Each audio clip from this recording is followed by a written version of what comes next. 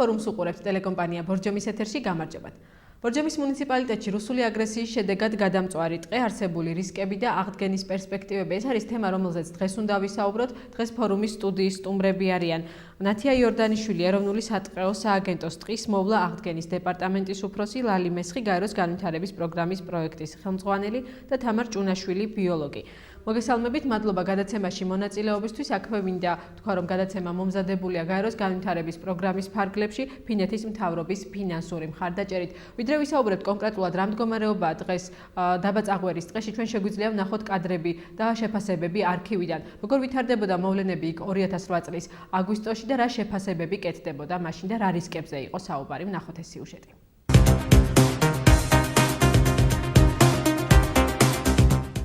2008 წლის ომის დროს ბორჯომის ტყეებში ხანძრის ლიკვიდაციას დაახლოებით ერთი თვის განმავლობაში ცდილობდნენ.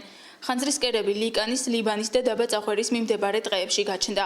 მობილიზებული იყო ქვეყანაში არსებული 18 ერთეული ხანძარსაწინააღმდეგო სამსახურის ტექნიკა და ცოცხალი ძალა. ცეცხლის ჩაქრობას ცდილობდა 3 ვერტმფრენი და 400-ზე მეტი ადამიანი.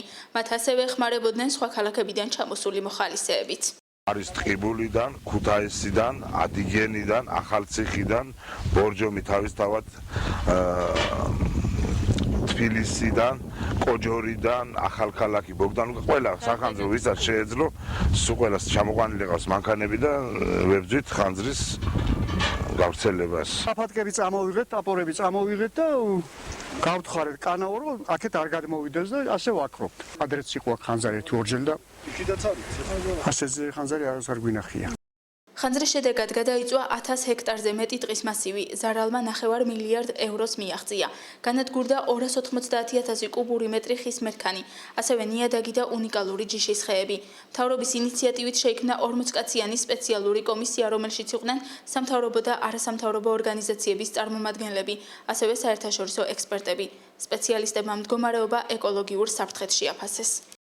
ჩვენ ვართ უნიკალური ამ თვალსაზრისით, ბიომრავალფეროვნების თვალსაზრისით და იმ ნახანძრალ ადგილებში ფაქტიურად აღარ არსებობს ნაძვნარები, ფიჭვნარები, სოჭნარები, კავკასიური სოჭი განსაკუთრებით.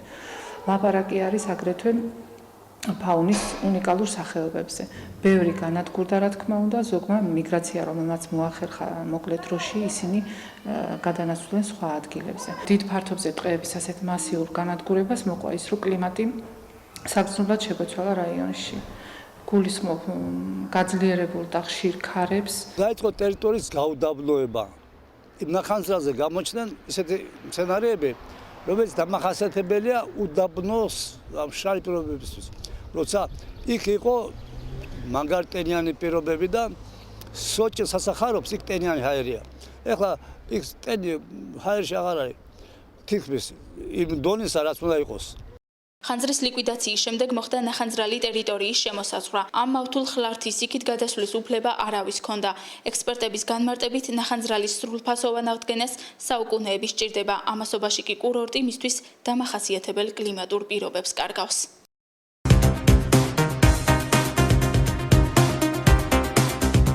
ვაგრძელებთ გადაცემას, ჩვენ ვნახეთ კადრები არქივიდან, საკმაოდ მძიმე მასალა და ასევე მოვისმინეთ მას შეფასებები 6 წლის წინ, მაშინ რა შეფასებები კეთდებოდა რაიონში. კლიმატის ცვლილება, გაუდაბნოება, ძალიან ბევრ საფრთხეზე საუბრობდნენ მაშინ ექსპერტებიც და სპეციალისტებიც. ქალბატონ ნათია, რამდენად იყო სწორად შეფასებული მაშინ ეს რისკები და გამართლდა თუ არა დღეს? მოგესალმებით, მივესალმებით თქვენს მაყურებელს.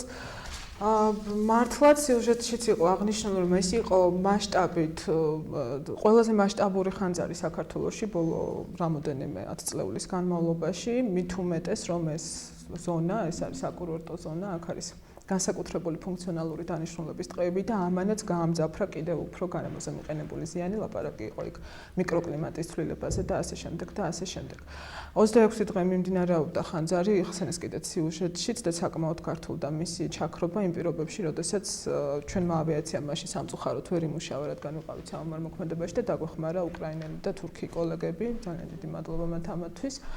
და სწორედ აგვისტოშივე შეიქმნა პირველი კომისია, საომარი მოქმედებების შედეგად გარემოზე მიყენებული ზიანის შემოფასებელი კომისია საქართველოს პრემიერ-მინისტრის ბრძანებით, რომელშიც სამთავრობო უწყებებთან ერთად ეს იყო კომპლექსური კომისია, სხვადასხვა დარგის ექსპერტებით დაკომპლექტებული და მაშინ მიიღეს გადაწყვეტილება, რომ გაზაფხულამდე მომხდარიყო ეკოლოგიური აგრესიის ობიექტების კონსერვაცია, სწორედ კადრებშიც ნახეთ, რომ შეიყოფა რიგი ტერიტორიები სოფელ დაბასთან, ეს მინდა მოგახსენოთ, რომ სოფელ დაბის მიმდებარედ არის 100%-იანად განადგურებული ტერიტორია, ანუ ხანძარმა მოიცვა 1000 ჰექტრამდე ფართობი, აქედან 250 ჰექტარი იყო სრულად განადგურებული 100%-ით, ეს მოხდა დაბა წაღვერის მონაკვეთში. რა თქმა უნდა, ზიანი მიადგა საკმაოდ მნიშვნელოვანი დანარჩენ ფართობებსაც.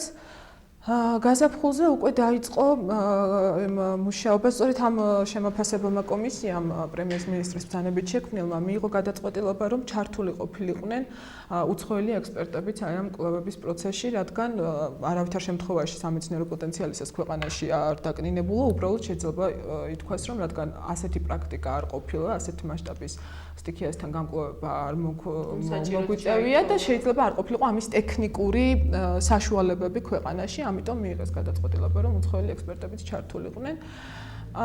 გაკეთდა არაერთი გამოკვლევა დაწყებული ჰიდროლოგიიდან, დამთავრებული ნიადაგით, ეკოსისტემებით სრულად, გააკეთა რამოდენიმე იყო როგორც შემდეგ უკვე მინისტრის ბრძანებებით შექმნილი კომისიები, ანუ სამთავრობო უწყებების და სამეცნიერო წრეების ჩართულობით, იყო ასევე გარემოსდაცვითი ორგანიზაციების მიერ დამოუკიდებლად ჩატარებული კვლევები, ერთ-ერთი ასეთი კავკასიის გარემოსდაცვითი ორგანიზაციების ქსელმაც განახორციელა, შემდეგ უკვე სრულფასოვანი კვლევა განახორციელა გაროს განვითარების პროგრამის ფარგლებში მიმდინარე დაწყებულმა პროექტმა, ამას ქალბატონი ლალი უფრო დაწვრილებით და შემდეგ მოგვახსენებს და შეფასებები იყო სხვათა შორის ძალიან კარგად მახსოვს, იმიტომ რომ თითქმის ყველა კომისიაში ვიყავი ჩართული, ხშირ შემთხვევაში არაერთგვაროვანი თვითონ თუნდაც გარემოზე მიყენებული ზიანთან დაკავშირებითაც. ეს თანხა, ანუ მონეტარულ ნიშნებში გამოხატული თანხა გარემოზე მიყენებული ზიანის პირველად დაითვალა წყალთამეურნეობის ინსტიტუტმა და მან განაცხადა, რომ ანუ ფულად ნიშნებში თითქმის მილიარდს გადააცილა ეს გადაგებდნენ რომ ძალიან რთულია ეს კონკრეტულად ვალუტაში დაითვალოს ეს თანხები. ზიანის მონეტარულ ჭრილში გადაყვანა არის საკმაოდ რთული და არის საკმაოდ სუბიექტური. ანუ ამისი შესაძლებლობა შეიძლება ითქვას, რომ მრავალ განვითარებულ ქვეყანასაც არ აქვს რომ ზუსტად გამოითვალოს კალკულაცია, თუმცა აქ ის რომ რეგიონს მიადგა უდიდესი ზარალი, ცალსახა, ამას არავინ დაობს, ეს არის საკურორტო ტყე, ეს ტყე რომ არის, იმიტომ არის ბორჯომი, იმიტომ გვაქვს წყლები, იმიტომ არის აქ ასეთი ჰავა და ასე შემდეგ და ასე შემდეგ, ამას ფულად ნიშნებში გამოხატება უკვე მეორე ხარისხოვნად შეიძლება ჩაითვალოს. რაც შეეხება ნიადაგს, მაშინ სხვათა შორის კეთდებოდა ცოტა კურიოზული განცხადებებით, რომ აქ იწვის ტორფი, ნიადაგი დამწვარია მეტრა ნახევარზე და ასე შემდეგ და ასე შემდეგ, რასაც ვერ დავეთანხმები. ნიადაგის დაზიანება რა თქმა უნდა იყო, თუმცა არა იმ მასშტაბით შემდგომმა კვლევებმა უკვე ეს ცხადყო. რა თქმა უნდა, ეს არის დიდი დაქანების ფერდობები. იქ სადაც ნიადაგი დაზიანდა, იქ უკვე არსებობდა რაღაც ეროზიული პროცესები, შემდეგ უკვე გარემო ფაქტორებიდან გამომდინარე ეს ჩამორეცხვაც განაპირობა უკვე ამ ნიადაგის უკვე განადგურებული ფენის გაშლება რიგი ქანების ხრამებში და ასე შემდეგ და ასე შემდეგ. თუმცა აღმოჩნდა, რომ მდგომარეობა არც ისეთი სავალალო იყო, იმიტომ რომ უკვე შემდგომ წელს უკვე თვალსაჩინო იყო პირველი რიგის ვეგეტაციის შენიშვნა, ანუ კორდი შეიკრა, რასაც სპეციალისტები ამბობდნენ ხოლმე და ანუ იქ უკვე თვალსაჩინო გახდა, რომ იქ ხელოვნურად ჩარევის შემთხვევაში შანსები იყო, რომ აღდგენილიყო იგივე გასაგებია. კარგით, მადლობა ქალბატონ ლალი. მდგომარეობა არც ისეთი სავალალო იყო, ამბობს ქალბატონი ნათია. ეთანხმებით თუ არა თქვენ და მაშინ როცა თქვენს ჩაატარეთ, თქვენმა ორგანიზაციამაც ჩაატარა იქ კვლევა, იყო თუ არა ანალოგიური შედეგი? დიდი მადლობა, მოგესალმებით ყველას. იცით რა, სწორედ ამიტომ იყო შერჩეული დაბა წაღვერის მონაკვეთი, რომ იქ იყო ტყე ბოლომდე გადამწვარი და შესაბამისად თვით აღდგენას აღარ ექვემდებარებოდა. მაგრამ კვლევებმა ისიც აჩვენა, რომ აღდგენის, ანუ ხელოვნურად განაშენიანების საფუძველი არსებობდა და შესაბამისად დაიგეგმა ის პროექტი, რომელსაც დღეს ჩვენ ვახორციელებთ ზუსტად აი ამ მონაკვეთზე. ანუ ჩვენი პროექტის მიხედვით და შედეგად და ეროვნულ სააგენტოსთან და გარემოს და ბუნებრივი დაცვის სამინისტროსთან ძალიან მჭიდრო თანამშრომლობით შედგა ეს პროექტი, რომლის საშუალებითაც ჩვენ ახლა დღესდღეობით უკვე აი ახლა ერთ კვირაში დამთავრებული გვაქვს ამის 80 ჰექტარი არის გაწმენდილი, შეღობილი, აქედან 60 ჰექტარი უკვე აღდგენილი ტყე არის. 150.000-მდე ნერგი დაირგო. ანუ ძალიან სერიოზული შედეგი არის ეს 2 წელიწადში. მიუხედავად იმისა, რომ ახლა თუ შევადარებთ იმ გადამწვარა 1000 ჰექტარ ტყეს, თითქოს არაფერი, მაგრამ ეს მონაკვეთი განსაკუთრებით გადამწვარი იყო და დაზიანებული და გარდა იმისა, რომ აქ ხდება ტყის აღდგენა და განაშენიანება, ამას თან ახლავს ადგილობრივი მოსახლეობის დასაქმება, ამას თან ახლავს ბორჯომში განსახლებული, განთავსებული დევნილების ნაწილის დასაქმება, ამას თან ახლავს წვრთნამათი და გადამზადება, იმიტომ რომ არის ასეთი ფიქრი და სურვილი, რომ ეს მოსახლეობა, რომელიც დღესდღეობით 30 ადამიანი ადგილობრივი მუშაობს. მე მგონი 30-ზე მეტი ვერც მოვიძიეთ იქ დაბაში, რომ პატარა სოფელია ეს. ეს ხალხი გადამზადდეს, უფრო პროფესიული მეტყევებად ჩამოყალიბდნენ. ჩვენი პროექტით ზრუნავს ამაზე და სატყეო სააგენტოც ზრუნავს, ახლა ერთად ვაკეთებთ ამას, რომ შემდგომში თუ კი იქნება და ალბათ იქნება სახელმწიფოს მხრიდან ამ ფერდობებზე განაშენიანება გაგრძელდება, ისევ აი ეს გუნდი იყოს, ვთქვათ, ამ კვლევაზე, ამ განაშენიანებაზე აუცილებლად უნდა ვისაუბროთ. ცოტა მოგვიანებით გადაცემის მეორე ნაწილში ისევ მინდა დაუბრუნდე 2008 წელს გაკეთებულ შეფასებებს, მაშინ ასევე კეთდებოდა შეფასებები კლიმატთან დაკავშირებით, რომ ხდება ლოკალურად კლიმატის ფორმირება, ცვლილება. მოხდა თუ არა ეს ასე და აისახა თუ არა, ანუ ეს ხანძრის შედეგად მოხდა თუ არა კლიმატის ცვლილება ბორჯომში და წაღვერში. მოგესალმებით მეც ყველას. მიკროკლიმატის ცვლილება, რა თქმა უნდა, მოხდებოდა და ეს ასეც არის მართლაც და ეს ძალზედ მნიშვნელოვანია, იმიტომ რომ ზოგადად ეს დამწვარი ტყე რადგან ცვლის მიკროკლიმატს, პირველ რიგში ეს ადგილები გამოირჩეოდა ზუსტად ამ უნიკალური კლიმატით და თავიანთი თვისებებით, რაც განაპირობებდა შემდეგ ამ პუნქტების, ასე ვთქვათ, მნიშვნელობას. როგორც რეკრეაციულ ზონას. დღეს თუ არის ქალბატონ ნათი ანალოგიური მდგომარეობა, გასაგებია რომ მაშინ ბუნებრივად შეიცვლებოდა კლიმატი. დღეს რა ხდება? ვიცით რა, მე კვლევებთან დაკავშირებით დავამატებ კიდევ ერთს, გარდა ნიადაგისა და მცენარეული საფარის განადგურებისა და ამასთან დაკავშირებით ასთა სხვადასხვაობისა, ძალიან დიდი ასთა სხვადასხვაობა იყო იქ უკვე დამწვარი ხე-ტყის ტერიტორიიდან გამოტანასთან დაკავშირებით. ამას სხვათა შორის მოსახლეობის მხრიდანაც ჰქონდა ცოტა გამწვავებული რეაქცია, იმიტომ რომ წლების განმავლობაში მეცნიერები ვერ თანხმდებოდნენ, 2 წელი ყოველ შემთხვევაში ამაზე მიდიოდა დისკუსია, უნდა მოუჭრათ თუ არა და გამოვიტანოთ ეს დამწვარი ხეები ტერიტორიიდან. ნაწილი ამტკიცებდა, რომ ამისი გამოტანა კიდევ უფრო გააქტიურებდა ეროზიულ პროცესებს და იყო სრულიად დაუშვებელი. მეორე ნაწილი ამტკიცებდა, რომ მათი მოსახლეობას რომ გამოვიტანოთ. მოსახლეობის დამოკიდებულება უბრალოდ როგორი იყო, იცით, რადგან სამწუხაროდ საქართველოში სოციალურად მოსახლეობა ყველაზე მეტად არის ტყეზე დამოკიდებული და როდესაც ხედავ, რომ იქ არის ხელმისაწვდომი რესურსი შედარებით ახლოს დასახლებულ პუნქტთან, ჩდება კითხვა, რატომ არ შეიძლება ეს გამოვიყენო და არ მოუჭრა ცოცხალი ხე, თუნდაც აი ამ სოციალურ და ეკონომიურს მივაბად ეკოლოგიური ბევრი ადგილობრივი მოსახლე გაცილებით უფრო მაღალი ეკოლოგიური ცნობიერების არის, ვიდრე თქვათ დიპლომირებული სპეციალისტებით შეიძლება ითქვას ამ დარგში. შესაბამისად, ჩვენ აი ეს გადაწყვეტილების მიღების პროცესი გააჭიანურდა და საბოლოო დასკვნებშიც უკვე ძალიან ბევრმა კომისიამ უკვე გადაწონა იქითკენ, რომ ეს ხეები აუცილებლად უნდა გამოიტანოთ, ანუ მოიჭრას, თუმცა ეს ხე რაც იჭრება, იქ ეროზიას აწინააღმდეგო ბარიერები კეთდება ხევებში, ნაწილი რჩება ადგილზე, ანუ მთლიანად არ გამოდის, შესაბამისადაც ძალიან სიფრთხილით ეკიდებიან ამას, თუნდაც ის მომუშავე პერსონალი, ვინც იქ მუშაობს და ქალბატონ მალალი მახსენა, რომ მათ გადამზადებაც აი ამ მიმართულებითაც, მაგრამ მხოლოდ დარგვის, არამედ აი ამ გაწმენდის სამუშაოების მხრივ გაუკეთდათ და შემდეგი კლიმატს რაც შეეხება. ახლა კლიმატის ცვლილება ეს იმდენად ხანგრძლივი პროცესი, ანუ ეს არ ხდება, რომ დღეს არის რაღაც ერთი ჰავა, კონკრეტული ლოკალური ადგილისთვის დამახასიათებელი და ხვალ იქ აღარ არის ასეთი. თუნდაც გლობალური კლიმატის ცვლილების თემას რო შევხედოთ, ეს არის საკმაოდ დროში, საბედნიეროდ გაცილილი პროცესი. შესაბამისად, ის რაც აი ამ მასშტაბურად უცებ განადგურებამ, აი ამ ხელმწვანე მასის, რა თქმა უნდა, შეეტყო რეგიონის კლიმატს, შეეტყობოდა აუცილებლად. ეს რა თქმა უნდა დარჩება და ნელ-ნელა შერბილდება იქ ეკოსისტემების აღდგენის შემთხვევაში. რასაც ჩვენ უკვე ძალიან ბედნიერი ვარ, რომ ამას მივახციეთ პროექტის ძალიან დიდი ძალისხმევით და იმედი გვაქვს, რომ ეს უკვე ჩარჩოებში ჩადგება იქ ჰავაც, კლიმატიც და ბუნებაც. დავამატებ თუ შეიძლება ორ საკითხზე.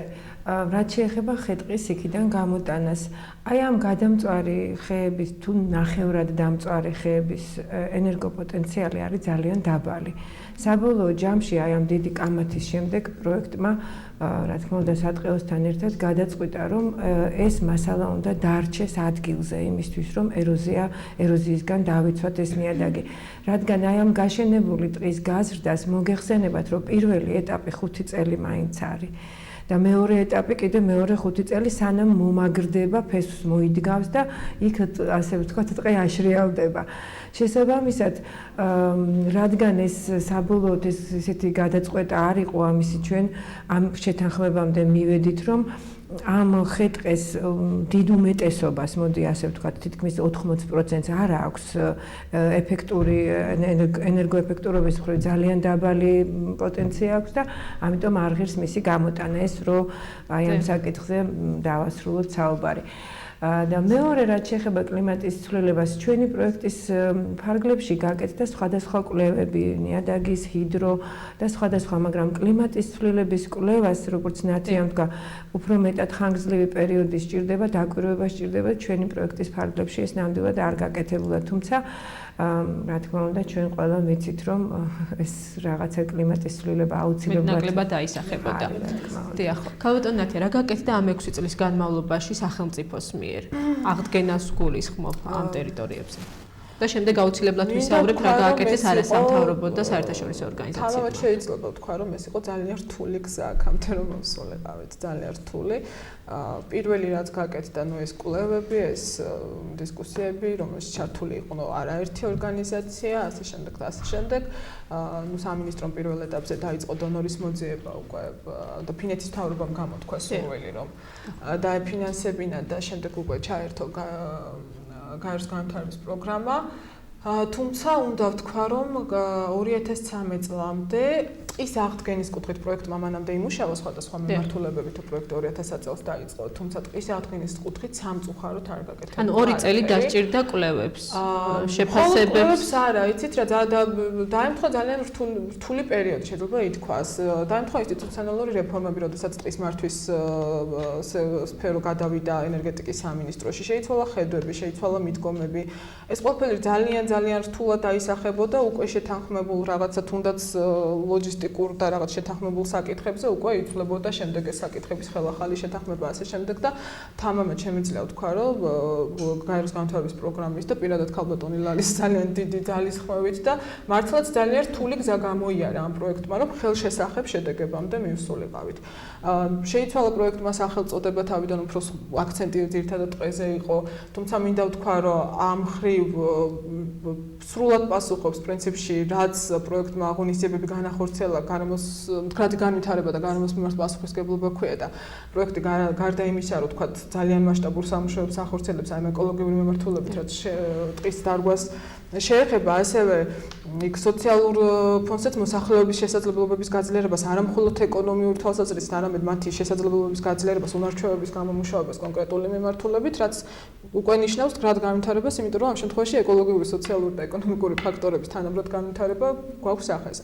ამის ძალიან დიდი მადლობა მათ. იყო ეს პარალელურად ეს კვლევები, როგორც ვახსენე, ამ რამოდენიმე წლის განმავლობაში. და პირველი ხელშესახები ღონისძიებები დაიწყო 2013 წელს. ამ კვლევების საფუძველზე, რომელიც პირველი სრულყოფილი კვლევა მივახსენე, რომ პროექტის ფარგლებში განხორციელდა, ამ დროს გამოიკვეთა ის პრიორიტეტული პირველი ტერიტორია, სადაც პირველად ეს იყო დაბის ყველაზე მეტად დამწვარი ტერიტორია. 80 ჰექტარი, რაზეც ქალბატონმა ლალი მახსენა, ეს იყო ის 80 ჰექტარი, რაც იყო გადაუდებელი ღონისძიებებს დაქვემდებარებული და ჩვენ ამაზე დავიწყეთ მუშაობა. ახლა როგორც ქალბატონმა ლალი მახსენა, აი ამ შარშან გაკეთდა 16-ზე მეტ ჰექტარზე მხოლოდ აი ამ პროგრამის პროექტის ფარგლებში. წელს უკვე შევუერთდით ნაწილზე ჩვენ, მხოლოდ ეს არის თანამონაწილეობა, ასე ვთქვათ, კონტრიბუცია ეროვნული სატყეო სააგენტოსი გაეროს განვითარების პროგრამასთან ერთად და შემოუერთდა ავსტრიის მთავრობის მიერ დაფინანსებული პროექტი და ჩვენ წელს სრულად მოვიცავთ აი ამ 80 ჰექტარს. გასაგები. ქალბატონო ლალი, როგორც ჩანს, ძალიან დიდი წვლილი მიუძღვის გაეროს განვითარების პროგრამის ფარგლებში განხორციელებულ სამუშაოებს, რაც იქ ხორციელდება დღეს და რაც გაკეთდა აქამდე. მოდით აი ამაზე ვისაუბროთ, რა გააკეთა თქვენმა ორგანიზაციამ, იქ გარდა იმისა, რომ კვლევა ჩატარდა თავიდან და შემდეგ უკვე აღდგენაზე. ძალიან დიდი მადლობა. მთავარი მიღწევა მე ვფიქრობ ის არის, რომ ერთობლივ შეთანხმებულ მუშაობამდე მივედით, რომელიც რთულია ხოლმე. ანუ სახელმწიფოსა და ორგანიზაციის ურთიერთობას გულისხმობ. დიახ, გაეროს განვითარების პროგრამისა და სახელმწიფო სააგენტოს და აგრეთვე ავსტრიის მთავრობის მიერ დაფინანსებული პროექტი. ანუ ეს გაერთიანება ზუსტად გვაძლევს იმ შედეგს, რომ ჩვენ დღეს ვამბობთ, რომ 80 ჰექტარი ტყე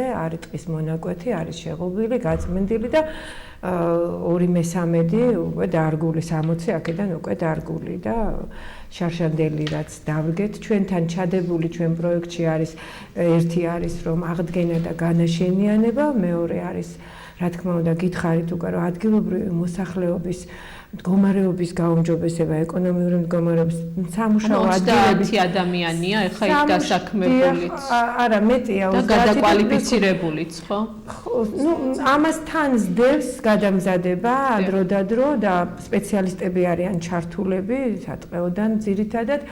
შესაბამისად, აი ეს ძალიან დიდი შედეგია, რომ ერთობლივი ძალისხმევა. ძალიან დიდი შედეგი არის ის, რომ სახელმწიფო წამოვიდა ამ თანამშრომლობაზე, რომ თვითონაც ფინანსურად მონაწილეობს და 20 ჰექტრის აღდგენას თვითონვე აკეთებს. მე მიმაჩნია ეს ძალიან დიდ შედეგად, მოგითხრათ, იმიტომ რომ ერთი რომ ამ ტყეს ძალიან დიდხანს მერე უნდა მოვლა ჩვენი პროექტის დასრულების შემდგომ. ანუ პროექტი ითვალისწინებს ამასაც. ითვალისწინებს სანამ ესე იგი წელს შარშან რაც დავდგეთ წელს ჩვენ უკვე მოუვარეთ და ჩანაცვლება გავაკეთეთ 59% გადარჩა 80% გადაურჩა ზამთარს შარშანდელი დარგული, მაგრამ წლევანდელი ზაფხული იყო ძალიან ცხელი და გვალვიანი. შესაბამისად ზაფხულში ძალიან ბევრი ნერგი დაიღუპა და 59%. ამის მონიტორინგს აკეთებს სატყეო, მას ევალება, თვითონვე ჩაატარა ინვენტარიზაცია, ორჯერ ჩაატარა მონიტორინგი და ამ შედეგების ნახვის შემდეგ ჩვენ ესე იგი აღდგენა გავაკეთეთ იმ ჩავერიეთ ისევ და შარშანდელი აღდგენილი შევავსეთ, ასე რომ ვთქვათ.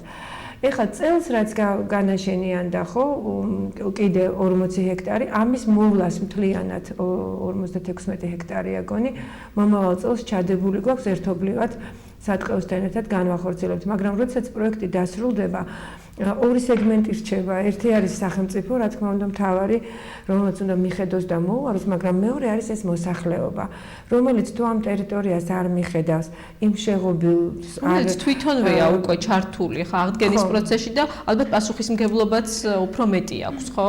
შემდეგ უკვე. რა თქმა უნდა, იმედია, რომ ის ხალხი, რომ მუშაობს და ის ოჯახები, რომლების საიდანაც არის ეს ხალხი, ხო, მათ უყვართ უკვე ეს ტყე და ეს ტერიტორია, ამდენი იმუშავეს, ამდენი შემოსავალი ჰქონდათ და შესაბამისად უფრო მეტი დიდი იმედი არის, რომ ისინი მომავალში ამას გაუფრთხილდებიან. თუმცა რა თქმა უნდა, თუ არ იქნა სახელმწიფოს მხრიდან კონტროლი, არ იქნა საერთოდ ამ სოფლების ხელშეწყობა, ეკონომიური და სოციალური მდგომარეობის ნელ-ნელა გაუმჯობესება, ამის იმედზე ვერ ვიქნებით, იმიტომ რომ ადამიანს როდესაც უჭირს და შეადაც სცივა, ის რა თქმა უნდა ბუნებრივ რესურსს მიადგება ხოლმე. აქვე მინდა ვთქვა ისიც, რომ ჩვენი პროექტი არ ითვალისწინებს მხოლოდ ტყის აღდგენასა და განაშენიანებას. აქ არის ტყის მართვის საკითხებზეც ყურადღება მიქცეული, არის ბუნებრივი რესურსების რაციონალურად გამოყენების კომპონენტი, სადაც ჩვენ მოსახლეობასთან ვმუშაობთ ამაზე, რომ სუფთა და უსაფრთხო გარემოში ცხოვრება. მუშაობაში რა იგულისხმება? რაცა ტრენინგები, სემინარები ტარდება, შეხვედრები და საუბრები. რა თქმა უნდა, მაგრამ აქ არის გარკვეული პროგრამის გარკვეული ნაწილი, რომელიც ეკოსოფლების შექმნაზე მუშაობს, იმიტომ რომ ბორჯომის ხეობა ბევრჯერ ითქვა აქ უკვე დღეს, რომ და ყველა მიცის, რომ არის უნიკალური საკურორტო ზონა. და ამ ზონაში ეკოსოფლების შექმნას განსაკუთრებული მნიშვნელობა აქვს ტურიზმის კუთხით, თუ მაგალითად გავამრავლებთ ჩვენ ბიომეურნეობებს, სადაც ქიმიას არ იხმარს მოსახლეობა და შექმნის ისეთ პროდუქციას, რომელიც უფრო მაღალ ფასიანია, მათთვისაც ეს შემოსავალი უფრო მეტია და რა თქმა უნდა დაინტერესება თქვათ დამსვენებლის და ტურისტის უფრო მეტი იქნება, რომ ამ მხარეში ჩამოვიდეს. აგრეთვე თავიანთი სხვა ბუნებრივი რესურსის გაფრთხილებას, აი მაგალითად ენერგოეფექტურობა არის კიდევ ერთი თემა, რომელზეც ჩვენ ვმუშაობთ. ანუ შეშის რესურსს ვიცით, რომ მთელ საქართველოში ყველა სოფლები მოიხმარენ, მაგრამ ისინი არაეფექტურად ხმარობენ შეშას. ერთი რომ ღუმელი არ აქვთ, ეფექტური ღუმელი არ გააჩნიათ და ძველი ტიპის ღუმელს მოიხმარენ და მეორე რესურსს მოითხოვს. იცით რა, დაახლოებით 40% არის განსხვავება, წარმოიდგინეთ. და აგრეთვე ნედლი შეშის მოხმარაც ასევე თუ ხმელ შეშას ხმარობს 100% აქვს იმას ენერგოეფექტურობა, ნედლს კი 40%. ახლა თქვენ ნახეთ რამხელა არის განსხვავება. ანუ თუ ჩვენ ამ მოსახლეობას ნელ-ნელა ვასწავლით, სადემონსტრაციოდ შემოვიტანთ ასეთ ღუმელებს და ნახავენ, რომ ეს არ არის უფრო ძვირი სიამოვნება, მაგრამ შედეგი უკეთესი აქვს, შესაბამისად ეს მდგომარეობა გაუმჯობესდება. თუ შეიძლება დავამატებ კიდე, მინდოდა მეთქვა ისიც, რომ მზის ენერგიის გამოყენება ტრადიციულად არ ხდება ჩვენთან ასეთ რეკრეაციულ ზონებში, განსაკუთრებით დიდი მნიშვნელობა აქვს ამას. ჩვენ ეს სიახლეთ შემოვიტანეთ და ნელ-ნელა ვაკეთებთ ამის პოპულარიზაციას, რომ მზის ენერგიის გამოყენება მოხდეს სოფლებში, განსაკუთრებით აი ამ ტურისტულ ზონებში. დიახ. აღდგენით სამუშაოებზე ვისაუბრებთ რამდენიმე წუთის წინ და ჩვენ შეგვიძლია სიუჟეტი ვნახოთ, როგორ მიმდინარეობს აღდგენითი სამუშაოები დაბაწაღვერის ტყეში და შემდეგ უკვე იმ კვლევაზე ვისაუბრებთ, რომელიც ჩაატარეს ეკოკლუბის წევრებმა ამ ტერიტორიაზე. დიდი მადლობა.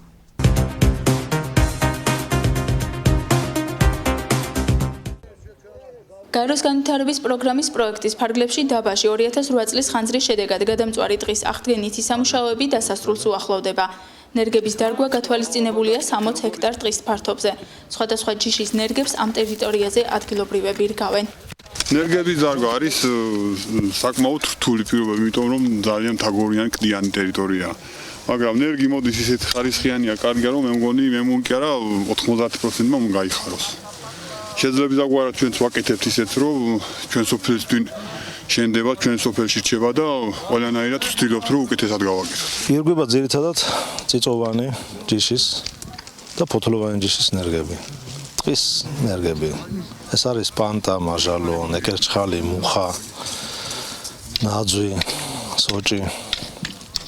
რამდენი ნერგი დაერგო უკვე ამ ეტაპზე? ამ ეტაპზე უკვე დარგულია 100.000 გადააჭარბა უკვე. ამ დროისთვის სამუშაოების 70% უკვე შესრულებულია. დასარგავია დაახლოებით 50.000 ნერგი. გადამწვარი ტყის აღდგენითი სამუშაოები გასული წლიდან დაიწყო. ზოგიერთი ჯიშის ნერგმა უკვე გაიხარა. ამას გახარება შეეწყობა გაზაფხულზე უკვე. გაზაფხულზე თუ არ გამწვანეთ დარჩა ისე უკვე გახარებულია ნერგი. და რაც აქამდე დაირგო იქიდან რომელიმე? იქიდან კი წიფელი ვერ გაამართლა და წიწოვანმა თითქმის მუხამ მაჟალომ და პანტამ გაამართლეს, სადაც 80% გაიხარა. ხანძრის შედეგად გადამწვარ ტყეებში როგორ მიმდინარეობს ბიოაღდგენითი პროცესი, ამას გაეროს განვითარების პროგრამის პროექტის მდგრადი განვითარება და გარემოს მიმართ პასუხისმგებლობა ფარგლებში ჩამოყალიბებული წაღვერის ეკოკლუბი ჩანჩქერი იკვლევს. მოსწავლეები ახლა ნიადაგის სინჯებს იღებენ. საკვლევ ტერიტორია შევარჩიეთ ჯანსაღი და დამწვარი ტყის უბნები. თითოეული უბანიდან ავიღეთ ნიადაგის სინჯები ქიმიური შეფასებისთვის. ასევე შევარჩიეთ ტერიტორია, სადაც მოვახერხეთ მცენარეული საფარველის აღრიცხვა და ბიოლოგიური საფარველის ამონაყრის შეფასება. ეკოკლუბი ჩანჩქერი მეორე წელია მუშაობს გადამწვარი ტყის ბიოაღდგენით პროცესებზე, ხოლო წლევანდელი კვლევის შედეგი იყო, რომ ბიოაღდგენითი პროცესები მიმდინარეობს კანონზომიერად. ნიადაგის ჰუმუსი გადარჩა და არ დაიწვა, რამაც ხელი შეუწყო ამ ბიოაღდგენითი პროცესების განვითარებას.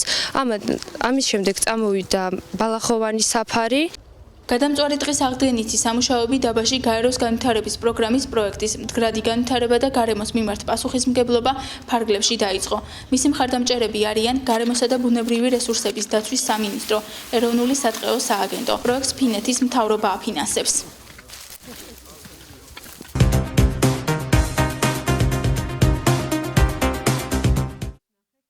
განვითარების პროგრამამ ამ პროექტში ჩართო მოსწავლეებიც, ეკოკლუბები შეიქმნა ბორჯომში და მოსწავლეები ჩაერთნენ ამ კვლევებში. მოდით ქალბატონ თამარ, უფრო დეტალურად და მოსახლეობისთვის გასაგებად რომ ვისაუბროთ, რა კვლევები ჩატარდა, როდის ჩატარდა და რა შედეგი დადო ამ კვლევამ? კი ბატონო, დიდი მადლობა. მე ვხელმძღვანელობდი შარშან ამ ბავშვებს და ჩვენ გავაკეთეთ კვლევები შარშან 2013 წლის სექტემბერში. მანამდე მოვიძიეთ, რა თქმა უნდა, ლიტერატურული მონაცემები და უკვე არსებობდა მონაცემები, რომ ზუსტად 2008 წლის იმავე პერიოდში დაახლოებით შემოდგომაზე იყო გაკეთებული ესეთი კვლევა, რომელშიც ერთ-ერთი კომპონენტი იყო აგრეთვე დაუშვათ იმავე სახის, რასაც ჩვენ გეგმავდით და შესაძლებლად გამოგვადგებოდა. ჩვენ გვინდოდა როგორც ნიადაგის მდგომარეობის შეფასება, ისე ზოგადად მცენარეული საფარველის აღდგენითი პროცესები რო შეგვეფასებინა, ზოგადად რა მდგომარეობაში იყო იმ დროს ეკოსისტემა, ანუ შარშან შემოდგომაზე. ამისთვის უბრალოდ შევარჩიეთ ჯანსაღი და ასე ვთქვათ, დამწვარი ტყე რომ შეგვადარებინა ერთმანეთისაგან, ჯანსაღი ტყის სამუშაო ფართობად აღებული გქონდა დაბა წაღვერის მიმდებარე ტერიტორიიდან ერთი მონაკვეთი დაახლოებით 2 კილომეტრიანი და ასევე სოფელ დაბას მიმდებარე ტერიტორიიდან დამწვარ ტყეზე ავიღეთ იმავე სიგრძის მონაკვეთი. ვიღებდით ნიადაგის სინჯებს, რაც აჩვენეს კიდევაც ბავშვებმა დაახლოებით 10 წერტილი ამ 2 კილომეტრის მანძილზე 200-200 მეტრი დაშორებით და 10 კუბური სანტიმეტრის ნიადაგს ვიღებდით და მოხდა გამოკვლევა აგრარული უნივერსიტეტის ენტომოლოგიის ინსტიტუტის ლაბორატორიაში თუ რა ორგანიზმები იყო ამ ნიადაგში. კერძოდ ვიკვლევდით განსხვავება იყო სერიოზული? იყო განსხვავება, კი. ვიკვლევდით ჩვენ ნიადაგის ფეხსახსრიანებს, ესენი არიან ტკიპები, კოლემბოლები, რაღაც მრავალფეხები. ტკიპებზე არ იფიქროთ, ეს პარაზიტული ტკიპებზე არ არის აქ საუბარი, ეს არის ნიადაგის ტკიპები და ეს ორგანიზმები იღებენ ნიადაგის წარმოქმნილ პროცესებში მონაწილეობას და გვიჩვენებენ მათი სახეობრივი შემადგენლობა და რაოდენობა გვიჩვენებს ჯანსაღი არის თუ არა ეს ნიადაგი და მსგავსი არის თუ არა სხვა ანუ ჯანსაღი ტერიტორიებიდან აღებული სინჯებისა. განსხვავება იყო, რა თქმა უნდა, ჯანსაღი ტყიდან აღებულ სინჯებში იყო სახეობრივი მრავალფეროვნება და რიცხოვნობაც მაღალი იყო, ხოლო აი ამ დამწვარ ტყეში იყო უბრალოდ იმ სახეობების სიჭარბე, რომლებიც ეგუებიან ასეთ პირობებს, 1-2 სახეობის სიჭარბე, ასე ვთქვათ, გამოირჩეოდა. ანუ ჩვენ მოკვლევებმა აჩვენა, რომ ბუნებრივი აღდგენითი პროცესები იყო დაწყებული და მიმდინარეობს. და ეს არც არის გასაკვირი, იმიტომ რომ 2008 წლის შედეგებმაც აჩვენა, რომ ეს პროცესები, ასე ვთქვათ, იწყებოდა. ეს პროცესები, ასე ვთქვათ, გარდაუვალი არის ბუნებაში, ყოველთვის ხდება აღდგენა, მაგრამ მთავარი არის დრო, რამდენ ხანში აღდგება ეს და მართლაც ამას სჭირდება საუკუნეები და მით უმეტეს თუ ადამიანი არ ჩაერევა, რა თქმა უნდა. და სწორედ მნიშვნელოვანი ის არის, რომ უნდა ადამიანის ხელშეწყობით მოხდეს განაშენიანება, აღდგენა და მე კიდევ ზრუნვა მასზე. გარდა ამისა, ჩვენ ვიკვლევდით მცენარეული საფარს, შევაფასეთ რა მდგომარეობაში იყო მცენარეული საფარი და აღმოჩნდა, რომ იქაც არის, რა თქმა უნდა, წინ წასული პროცესი, მაგრამ ჭარბობენ და ჯერ ეს ბალახოვნები, ბუჩქოვნები, ხოლო ეს ხეების ამონაყარი ნაკლებად იყო და ვაკვირდებოდით ასევე ძოვების ფაქტორსაც, იმიტომ რომ სოფელთან ახლოს არის ეს ტერიტორია, ნუ მესაქონლეობა ძირითადად ასე ვთქვათ, მსხვილფეხასაქონელი სარგებლობს ასე ვთქვათ ამ გაუშვებენ და ხდება ძოვება და ძალიან მნიშვნელოვანია, იმიტომ რომ აი ხეების ამონაყარს პირველ რიგში ერთი რო ჭამს და მეორე ანუ თელავს კიდევაც და გაბატონმა ლალიმაც ახსენა, რომ ის ახალი ტყე რაც განაშენიანდა შეიღობა და ეს ძალიან მნიშვნელოვანი არის, რომ საქონლის შესვლა აღარ მოხდეს ამ ტყეში და ძალიან მიხარია და დიდი მადლობა უნდა გადავიხადოთ გაეროს განვითარების პროგრამას, რომ თვითონ ახალგაზრდები, ბავშვები, მოსწავლეები თვითონ სოფელი დაბას და წაღვერის მცხოვრებლები არიან ეს ბავშვები ძალიან აქტიურად იყვნენ ჩართულები და შემდეგ კიდევ უფრო დიდი სურვილი გაუზრდათ რომ ეს ზრუნათ ამ ტყეზე და რომ იყვნენ ჩასაფრებულები არიან თუ რამე ხდება იქ და ქალბატონ ლალი, მადლობა. გაგრძელდება თუ არა ეკოკლუბების ჩართულობა და აი ბავშვების მოტივირება კვლავ ამ პროექტის პარალელში? იცით რა, ერთ რამეს დავამატებ, რომ ჩვენ შევთანხმდით წელს აგრეთვე სატყეო სააგენტოსთან და სატყეო სააგენტოს კეთილინებით გამოყვეს მათ 9 ჰექტარი მიწა იმისთვის, რომ სასკოლო სატყეო მეურნეობა გაშენდეს, ანუ სასკოლო სანერგე გაკეთდეს, ისე რომ ბავშვებს ჰქონდეთ აი ამ ეკოკლუბებს, წაღვერის მარტო წაღვერში არ არის ეკოკლუბი, არის 4 ბორჯომში, ახალდაბაში, პროექტის ფარგლებში და 1 წაღვერში და აი ამ ეკოკლუბელებს ჰქონდეთ საშუალება, რომ უფრო სიღრმისეულად ისწავლონ ტყის საკითხები, ტყის გაშენება, მოვლა და თავიანთი სანერგე ჰქონდეთ, რომლის გადარგვასაც მერე მოახერხებენ ტყეში. ეხლა რა თქმა უნდა, ყველა პროექტს აქვს თავისი დროის ჩარჩო და თანხის ჩარჩო. შესაბამისად, ჩვენი პროექტი 2015 წლის ბოლოს დასრულდება. ამიტომ რა თქმა უნდა, მანამდე გაგრძელდება ეს საქმიანობა, რომელსაც იყო ნათქვამი, მაგრამ ამის მერეც ძალიან იმედი მაქვს, რომ ჩვენ ისე დავტოვოთ ეს ჩვენი პროექტი, რომ მერეც შეძლოს ამ საქმეებმა გაგრძელება. მდგრადობა იყოს. ნუ ძალიან რთულია 2-3 წელიწადში მდგრადობის მიღწევა, მაგრამ ჩვენ შემთხვევაში მე მგონი მივაღწიეთ კარგი თანამშრომლობით, განსაკუთრებით სატყეოსთან, იმიტომ რომ სატყეოსთან იმაზეც შევთანხმდით, რომ მათი თანამშრომელი უხემძღვანელებს, ქალბატონი მარინა სუჯაშვილი უხემძღვანელებს ამ სატყეოს ნაკვეთს, სასკოლო მეურნეობას და შემდგომშიც ვთქვათ, ისინი აიღებენ ამაზე, ამის მოვლაზე და პატრონობაზე პასუხისმგებლობას, იმიტომ რომ ჩვენ მათ ვუთხარით, რომ ეს იქნება მოდელი. თუ ეს მოდელი გაამართლებს, იმიტომ რომ ძველ საბჭოთა დროში ეს არსებობდა, თქვენივე სპეციალისტებისგან ვიცი ეს მე და ძალიან კარგი იყო და შესაბამისად მეტყევების გაზრდისთვის, მოსახლეობის დაინტერესებისთვის, მათი გარემოს დაცვითი ცნობიერების ამაღლებისთვის ძალიან მნიშვნელოვანია, რომ სკოლის მერხიდან იყოს ამაზე, ვთქვათ, არა მარტო საუბარი, არამედ მათ ჰქონდეთ პრაქტიკული გამოცდილება მიიღონ ბავშვებმა. შესაბამისად ძალიან მისასალმებელია, რომ აი ეს სასკოლო სანერგე გაკეთდება როგორც საპილოტი, ასე რომ ვთქვათ, სამოდელი და შემდგომ თუ ამან გაამართლა, ეცოდინება სატყეოს, რა ჯდება ამის გაკეთება, რასთან არის დაკავშირებული გამოცდილება ექნება და შეუძლია გადაამრავლოს მერე. დიახ, გადაცემის ბოლოს აუცილებლად უნდა ვისაუბროთ, რას გეგმავს, ანუ საჭიროა თუ არა კიდევ ხელოვნური ჩარევა აი ამ განაშენიანების შემდეგ და რას გეგმავს სახელმწიფო? ხელოვნური ჩარევა, რა თქმა უნდა, ისევ დაჭირდება რიგ ტერიტორიებს, სადაც უკვე ვახსენეთ 100%-იანი განადგურება მოხდა მცენარეული საფარის. ჩვენ ვახსენეთ, რომ პირველ ეტაპზე აი ეს პირველი გამოკვლეული ტერიტორიები ავითვისეთ, ანუ წელს მოვრჩით აი ამ ათვისებას. უკვე შემდგომი ნაბიჯი არის შესაბამისი კვლევის განხორციელება ისევ, რომ გამოვავლინოთ აი ეს პრიორიტეტული ადგილები და უკვე კონკრეტული ღონისძიებებისა აღდგენასა და აღდგენის რომელი ფორმა და ასე შემდეგ და ასე შემდეგ უნდა დაიგეგმოს. გაზაფხულზე გეგმავს ეროვნული სატყეო სააგენტო აი ამ კვლევის განხორციელებას, უკვე შემდეგ გვექნება ჩვენ სრული სურათი იმისა, სად რა უნდა გავაკეთოთ და შესაბამისად დაიწყება ამ ღონისძიებების პროექტირებას, დაწყებული ტყის აღდგენის დამთავრებული თუნდაც თუ საჭირო გახდა ეროზია საწინააღმდეგო და ასე შემდეგ. პროცესი ძალიან დიდი იმედი მაქვს, რომ არ შეჩერდება და მე ყველაფერს გავაკეთებ ამისთვის, რომ არ შეჩერდეს. აუცილებლად უნდა გამოვეხმარო როგორც სახელმწიფო უწყების წარმოადგენელი აი ეკოკლუბების მუშაობის საკითხს და პროექტი ჩემის აზრით არა მხოლოდ იმით არის მნიშვნელოვანი ჩემთვის, რომ აი ამ ტყე შენდება და ხელშესახების შედეგი ესეთი გვაქვს.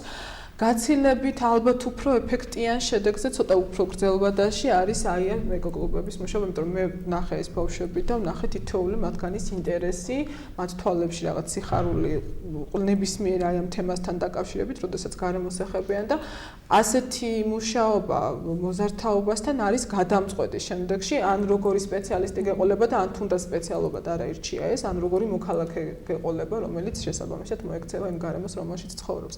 ეს არის აუცილებლად მნიშვნელოვანი და ამიტომ ვახსენე, რომ აი სასკოლო სანერგეც ალბათ პროექტიც უკვე მზად არის თითქმის აი ამ ტექნიკურ პროექტს გულისხმობს სანერგისას და ძალიან დიდი იმედი მაქვს, რომ გავაგრძელებთ მომავალში და ეს პრაქტიკა, რომელიც ქალბატონმა მალალიმ ახსენა, რომ იყო საქართველოში ასეთი სასკოლო სანერგეების, ისევ გაგრძელდება და რა და 6 კბილა ქერქი ჭამია, ბეჭდავ ქერქი ჭამიაზე, დიახ, მინდა ვისაუბროთ ძალიან მოკლედ.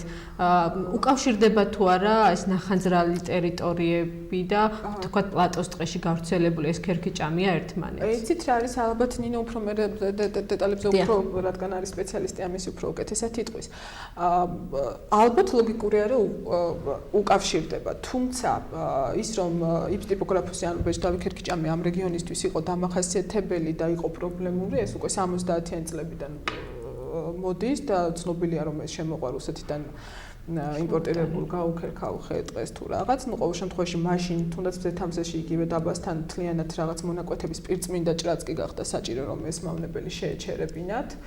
როგორც ვიცი, მე არ ვარ ენტომოლოგი, მე დღე ვარ განათლებით აი ამ წერს ახასიათებს ასეთი აფუთხარება თუ სწორად ვამბობ თუ არა ტერმინს, არ ვიცი, ანუ მასობრივი გავრცელების რაღაცა პერიოდები, ანუ მიძინებულია რაღაცა პერიოდი, შემდეგ შეიძლება გავრცელდეს. რა თქმა უნდა, ხელშეუწყობდა აი ეს გარემო ფაქტორიც, როდესაც იქ ასეთი ცვლილება მოხდა ეკოსისტემური და 2011 წელს გამოვლინდა პირველი მასიური ხმობა და მასიური გავრცელება 2011 წელსვე ჩატარდა კვლევა გულისაშვილის საწყო ინსტიტუტმა გააკეთა ეს კვლევა მცენარეთა დაცვის ინსტიტუტის თანამშრომლებთან ერთად და მაშინ რეკომენდაციები მოგვეცა ამ ფერომონიანი მწესაჭერების გამოყენების 2012 და 2011 წელში არ იყო ისეთი მასშტაბური ღონისძიება, რადგან პლატოს ტერიტორია ყველაზე სენსიტიური, ასე ვთქვათ, გასულ წლებშიც და შემდეგაც უკვე ახალი შემთხვევის გამოვლინის შემთხვევაში იყო ყველაზე უფრო მაღალი დაზიანების რისკის ქვეშ იქ განთავსდა პირველი ძალიან მცირე რაოდენობით ფერომონები 2011-ში და 2012-ში, ხოლო 2013-დან უკვე მასშტაბური ღონისძიება დავიწყეთ, ეს მთლიანად ყველა სამწყე-ჯავახეთის ტერიტორიაზე, ანუ ადგინიას მიწახო ჩვენი სატყეობნების მიხედვით გვაქვს ეს ტერიტორიები დაყოფილი, ყველა უბანზე განთავსდა 5000 ცალი ფერომონიანი მწერსაჭერი. უნდა ვაღიარო, რომ 2013 წელს ღონისძიების დაწყება დაგვიანდა, ადრე გაზაფხულზე არ დაიწყო თვითონ აი ამ მწერსაჭერების დადგმა, რადგან ჩვენ ეს საკმაოდ კარგი კომპანიისგან ავსტრიიდან შემოვიტანეთ, ავსტრიული კომპანია ვიტასეკი არის მსოფლიო ბაზარზე აი ამ მიმართულებით საკმაოდ ისეთი წონიანი კომპანია და დააგვიანა შემოსვლა, თუმცა როგორც სპეციალისტები მარწმუნებდნენ, მოესწრო აი ამ მეორე ფრენის პერიოდს თუ რაღაც და მაინც შედეგი გქონდა 3 მილიონამდე წერი დავიჭირეთ 2013 წელს. რაც შეეხება წელს უკვე აპრილის თვიდან დაიწყო ფერომონების განთავსება ტყეში, ჩამოიხსნა ახლახანს ოქტომბერში უფრო სწორად და 5 მილიონამდე არის დაჭერილი და განადგურებული. ახლა სხვათაშორის აუცილებლად უნდა ვახსენო, როდესაც აი ამ წერების რიცხოვნობას ვამბობთ ხოლმე, ძალიან ბევრს უჩნდებათ კითხვა, როგორ ითვლით ამ წერებს და უნდა ძალიან დიდი ილუზია ძალიან დიდი იმედი მაქვს რომ ის ილუზია რომ სათითაოდ არავის არ არის მართლები ვითვლით ბეჭდავ ქერქიჭამიას არ არის, ეს არის სპეციალური მეთოდი, ენტომოლოგი გვესწრება და კიდევ უფრო განავრცობს, ეს არის სპეციალური